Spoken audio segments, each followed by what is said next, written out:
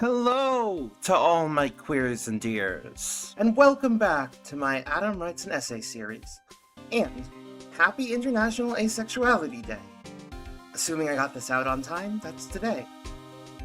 Also, yes, this essay is titled after Lily Simpson's recently finished trans episode series. Thank you for noticing. Adam Splitters Entertainment presents the Asexual Daria episode. Written and edited by Adam Myers. You're standing on my neck. La la la la la. As in Lily's videos on so-called trans episodes, we are not necessarily talking about an episode in which Daria explicitly comes out as asexual. Rather, we are examining an episode that explores a very asexual experience that may have resonated with ace viewers because of how it handles its subject matter. Here, we are talking about the episode My Night with Daria, in which Tom and Daria discuss the idea of finally having sex. It's important to understand that while this episode evokes a very ace experience to me, that doesn't mean that Daria's struggles with intimacy and vulnerability are intrinsically ace experiences. Far from it. Most people put walls up of some kind or another in their life at some point, though to different degrees and in regards to different things. But that doesn't mean that the ace people that don't engage in sexual activities only make that choice out of struggles with vulnerability and intimacy. I personally do read Daria as asexual via the text, as Daria struggles with vulnerability and intimacy, yes, but she also never once indicates a layer of sexual desire towards the men she is attracted to throughout the show, mainly Trent and Tom. At least as far as I can remember, though feel free to correct me in the comments if there's something I've missed. But I digress. When discussing sex with Tom, Daria eventually admits that that level of intimacy is utterly overwhelming for her, and that she's absolutely not ready, as the idea of it is terrifying.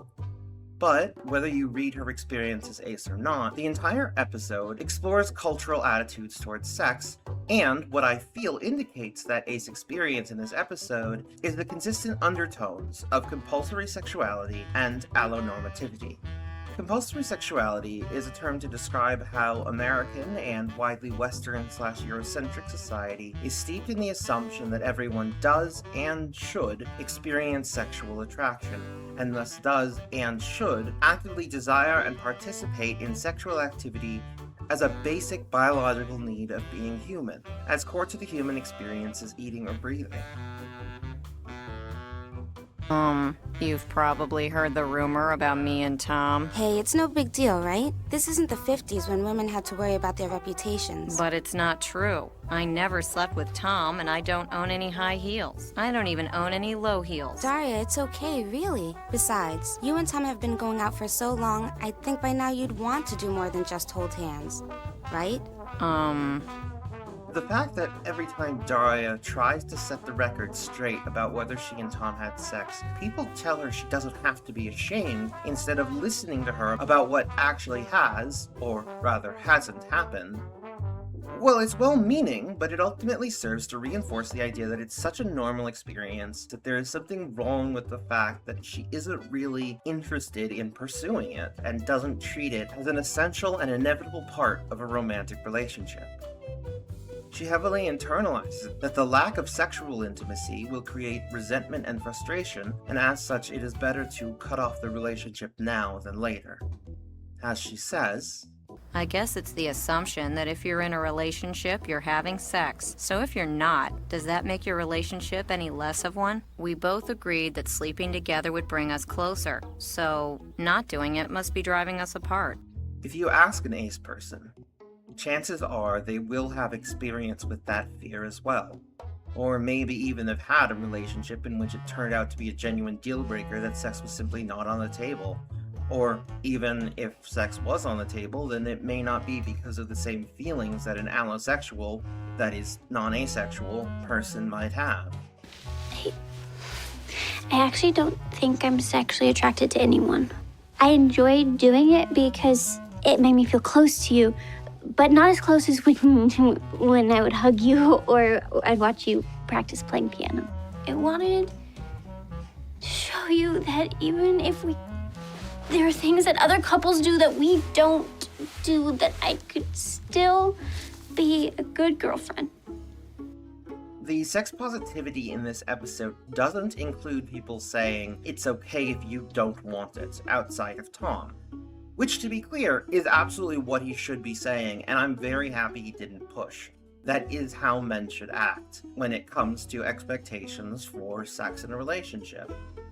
But he did still make a joke about wishful thinking when asked why he carries condoms with him, and still generally treated sex as something that would inevitably be on the table in the future, even if he was perfectly comfortable waiting.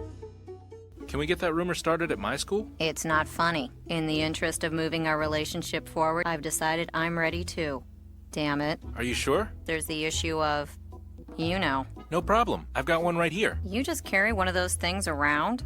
Wishful thinking? I've been a good guy about this. You said you're ready, so I tried to be conscientious, and now you don't want to again. Make up your mind. The reality here is that everyone assumes that sex in their relationship is to varying extents inevitable.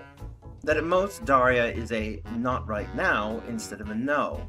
A when you're ready instead of a if you want to. I was perfectly happy with our relationship just the way it was. Perfectly happy. Very content. The point is, you're not ready. I understand. And I suppose, for allosexuals, perhaps that is how it tends to work in more cases than not. Yet even allos are affected by the pressures of compulsory sexuality making sex feel like an obligation or a necessity of some kind to make a relationship, quote-unquote, real. I bet it's been months since you got laid. Go, smash Nate. Or smash somebody else, because if you're still thinking about Nate, then you know you're really into him. Why don't you tell him how you feel? That is a terrible idea. The great thing about this episode is that Daria and Tom do not have sex in the end. It's fine. The world doesn't blow up, their relationship isn't immediately ruined, Daria hasn't failed or fallen short in any way. And through this complicated, messy process, Daria discovers more about herself and trusts Tom with that discovery. And their relationship does in fact become deeper because sex is not the only form of intimacy that deepens a relationship, or in many relationships, even the most essential one. In many shows, even today, it's likely that Daria would have ended the episode by being able to have sex, as an indication that she has made progress in coming to terms with being vulnerable and growing as a person. It is a little strange to see a 90s cartoon handle something like this better than so many stories today, which often reinforce compulsory sexuality and allosexual norms. Yet, even to this day, compulsory sexuality remains a constant struggle that must be pushed back on wherever possible to most appropriately accommodate the nuances of sexuality, consent, and genuine intimacy. You can check out my video on sex scenes in Hollywood discourse for more on how that kind of attitude seeps into our media. The fact is, what's normal to others may not be your normal, and that's totally okay, as long as everyone is respectful of each other and makes an effort towards mutual trust and understanding through quality communication. Take a lesson from this show and be conscious of your needs. It's a tricky world out there. Thanks to my editor and friend, Remnant Bardock. He and another friend of mine are joining me in developing an upcoming podcast called Punching Back, an acceptable punching bag defense podcast. Our first episode will be on Ruby, so keep your eye out for that. Links in the description of my socials, as well as other relevant links, like my new second channel, ASE Extra, which now hosts my gaming streams, reactions, performances, and other work I've made that don't fully fit on this channel anymore. I've actually been playing Life is Strange Reunion over there as well, as a bit of a return to my streaming days that started my journey as an online creator. I've also still got lots of essays in the works, including some with a return to a research-heavy approach, which I haven't done in a bit. So if you want to see any of those, or any commentaries, interviews, or the like that I'm working on, make sure to subscribe to catch them when they come out. Other than that, leave a like if you liked the video, dislike it if you didn't, give your thoughts in the comments, give me feedback, or hell, just comment some gibberish for the algorithm, and I'll see you all soon.